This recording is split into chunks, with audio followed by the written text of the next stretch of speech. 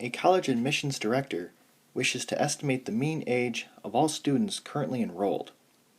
In a random sample of 20 students, the mean age is found to be 22.9 years. From past studies, the population standard deviation is known to be 1.5 years, and the population is normally distributed. Construct a 90% confidence interval for the population mean age. Interpret the results and show all work. So the sample size is only 20, which potentially could be an issue for using the margin of error formula. However, we do know that the population is normally distributed, so we can use the margin of error formula. X bar is 22.9, sigma is 1.5, and if we look up our table of critical values, Z90 is 1.645.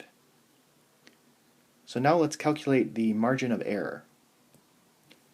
E is equal to 1.645 times 1.5 divided by the square root of 20. And this is equal to 0.55. So now let's calculate the confidence interval.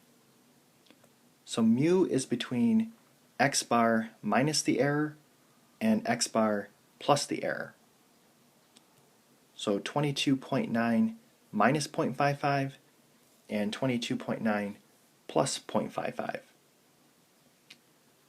So the population mean is between 22.35 and 23.45. And if you want to write this in interval notation, it will look like this. So this is our confidence interval. And what this means is, with 90% confidence, we can say that the true population mean age of all students is between 22.35 and 23.45 years.